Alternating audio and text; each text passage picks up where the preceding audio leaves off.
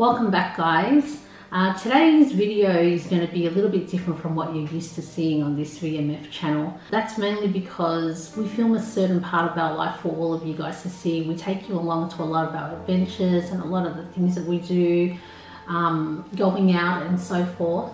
This video and the content of this video has been such a huge part of our lives for the last few years that I think in a lot of ways we've avoided talking about. We prolonged making this video because we've pretty much just been umming and ahhing about whether or not we were actually ever going to record it and address this situation and speak about it in this capacity, and we just weren't sure, so the video never got made until now. So as you would have read in the title, you'd have some sort of idea about what we're going to be talking about in this particular video. As you would have seen in some of our previous videos, Ahmed is actually in an immigration detention center. So what does that actually mean, and how does he and thousands of other men and women end up in a detention center? Basically, there's two ways that people end up in a detention center, and the most commonly heard of scenario would be refugees. So basically, you're fleeing your home country to seek refuge in another country because you may be fleeing persecution or war or threat of life, whatever it might be. So you could end up in an immigration detention center if you were deemed by our government to have entered Australia illegally. The second way people could end up in a detention centre is something that is not as familiar to the public, and hence why this video has come about. We feel as though it's time that we need to raise this awareness because the public are in the dark about this sector of immigration detainees. So the other way that people also end up in detention centres is actually a section in the law known as Section 501 of the Migration Act. Basically what that refers to is someone whose visa has been cancelled under character grounds. So what are character grounds? What does that even mean? When someone does not pass the character test. The way that this is measured is when someone has been convicted of a criminal offence which carries a sentence of 12 months or more imprisonment. On the surface, this may seem pretty reasonable, but what a lot of people don't know is that it's basically a blanket law. It's basically a piece of legislation that applies to anybody and everyone who is not an Australian citizen. You might be a permanent resident, you may have been here since you were 1 or 2 years old and never ever got your Australian citizenship, but you are a permanent resident of Australia.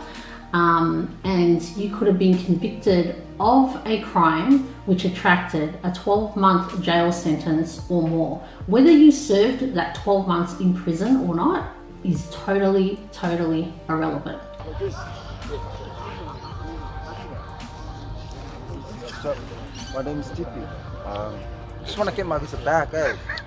3 years. Talking below. 4 years. I've been here 17 years. 3 years for driving suspended.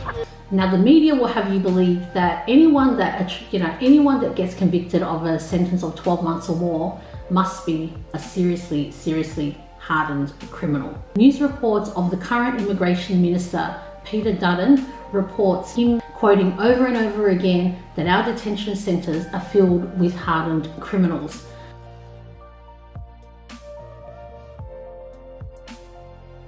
So it is easy to see how the Australian public could be misled into believing that our immigration minister has our best interests at heart. It is easy to see how the Australian public could be led to think that these people deserve to be there, they're hardened criminals. But what the minister and the media fail to report over and over again is that people don't even need to serve the 12 months in prison to be stripped of their visas. People don't even need to, some people haven't even been convicted of crimes. They've come under police interest. They haven't even been convicted in a court yet. They haven't even been found guilty. They haven't even had sentences passed down yet, but they may have a case pending and still yet to be proven guilty or not. But because they don't hold an Australian citizenship, a lot of them have found themselves in immigration detention custody. Sure, in saying that, there are some people who have committed some serious crimes such as murder and sexual crimes and so forth, but they make up a minority of the people in detention. This law was originally written to only cancel the visas of people who have served 12 months or more in jail. They're all people that have been here the majority of their lives, and now they face deportation. All my ties have been in Australia. I came here when I was 2 years old with my family and the rest of my family.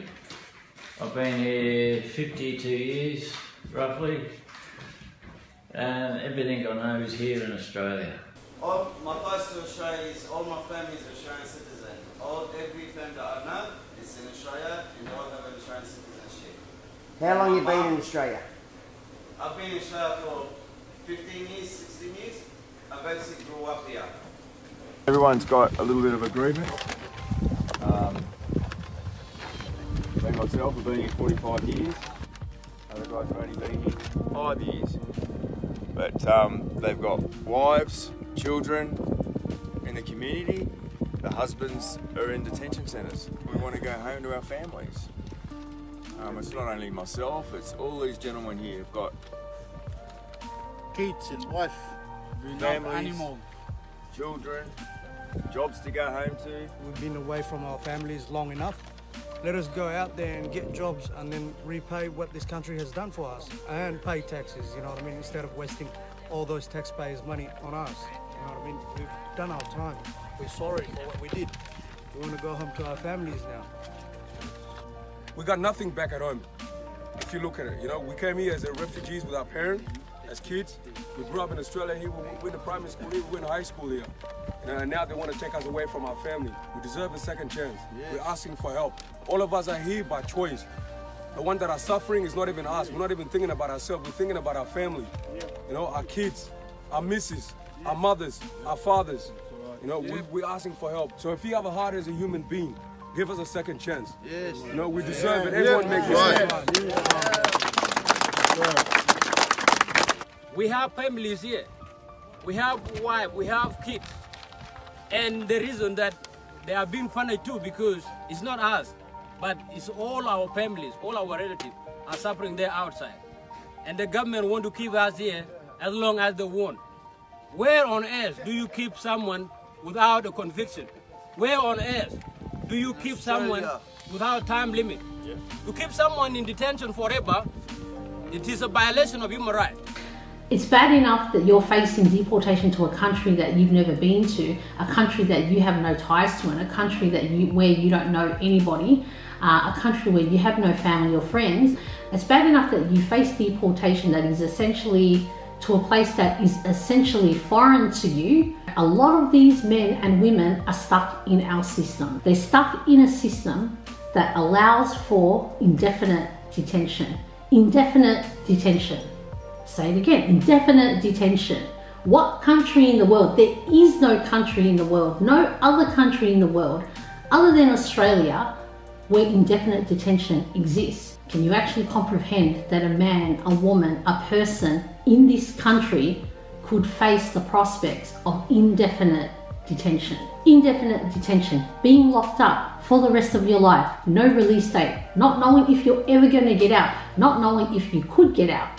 That's what these men face. Every other country in the world has time limits on how long you can detain someone.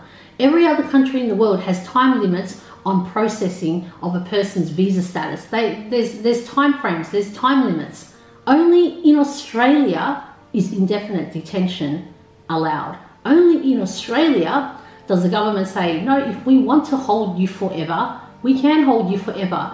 Honestly, it's absurd. People can go out tomorrow and commit a murder and you will not serve life in jail. You will not serve the rest of your days in jail. The list of things that these people are subjected to is ridiculously long. Since 2014, when the government decided that they wanted to really crack down and target a certain demographic, these detainees have basically been putting up with and fighting in silence, going through the pain and anguish with their families, hoping that this will come to an end, hoping that the government will be merciful towards them, either give them a visa, or if they're going to send them back to a different country, to come to that conclusion quickly, but instead they're stuck in these detention centres in these majorly long, drawn out processes. In recent days, all of this torture, all of this mistreatment, this entire unfair process has basically hit its peak. It's hit a point now where the detainees have just had enough, not just in one detention centre, but across Australia. It's human nature, no matter who you are, or where you are, what country you're from, if anyone or anything pushes you and pushes you and pushes you to the point that you can no longer handle it anymore, you will snap. In this scenario, an entire government department has pushed these detainees to the point that they can no longer stand for this kind of treatment, to the point that they will no longer stand for this kind of treatment, and they have all snapped. So in the last few days, the detainees in Perth's Yongah Hill Detention Centre started a peaceful protest. They all went on a hunger strike, and they basically are protesting against the abuse of their human rights. Thanks for coming, boys. You guys already know what's happening in Yongah Hill, and Melbourne and Brisbane gonna join too, so we're not forcing anyone to do this, you know, but we can't let the brothers suffer for all of us. Boys in Yongah Hill. Australian detention say more than 100 Kiwis have joined a mass hunger strike, protesting against conditions and long delays. Some have gone without food for a week. Newshub has obtained a leaked recording of officials saying nothing will change for them. I don't think I can do very much at all. So what was all this for then if you can't do nothing for it? Because I wanted to talk to you about what you're actually expecting. You want the law to... We're expecting what's on that list. But these demands are not realistic. And despite that bleak assessment, they say they'll strike as long as it takes.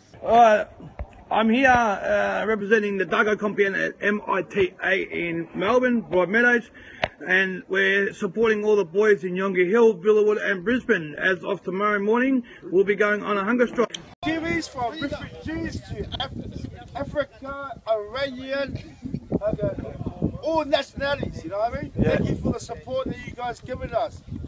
It's been a long week for us, a lot of negative things, positive things, but the inspiration of your support gives us to keep going again for another week or two. Samo, thank you, Hanisi. Thank you all the boys from Sydney, all the boys from Melbourne to support us. We feel strong because we believe we're in the right to fight. Yeah. I'm telling you now, if you choose hunger strike, they're going to come and empty this whole kitchen. Yeah. That's the they thing. do it at every centre now. They've done it at every centre, and every centre has on a hunger strike starting tomorrow. Since this all the boys will be on a hunger strike. I'm more.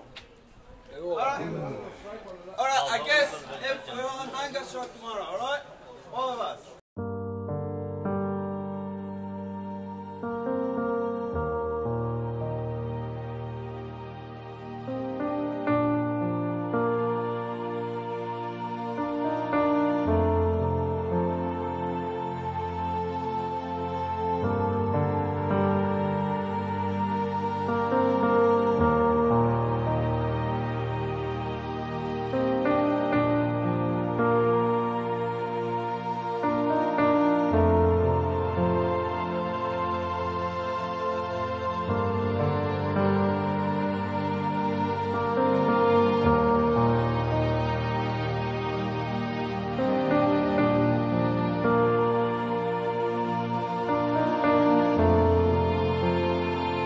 This is the level that we have to take it to for someone and people to understand that the conditions that we live in they're not even right for a canine. They build, systematically build these detention centres so that no one wants to stay here and fight these things. How can you possibly think that detaining somebody and legalising it, writing laws to allow this sort of behaviour?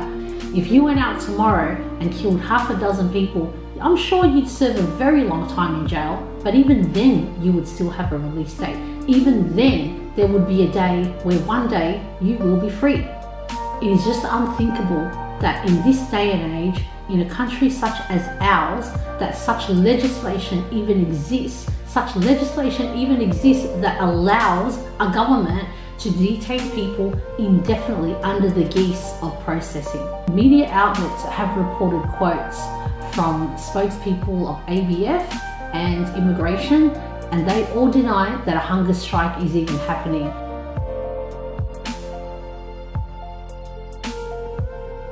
To the community and to the public, they blatantly, straight out, lie and deny and say that there is no hunger strike happening, that a hunger strike is not currently happening. They basically do not want anybody to know that this is going on. They don't want people to know that across Australia, all the detention centres have band together to protest against the inhumane treatment that they've been receiving for the last 4 years.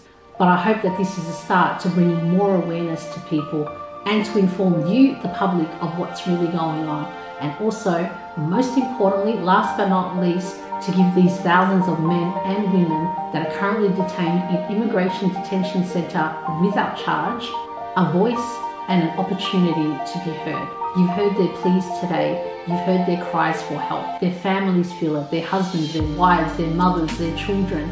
Everyone suffers with them. They're asking for a second chance that they would have been entitled to if their visa status said citizen instead of permanent resident.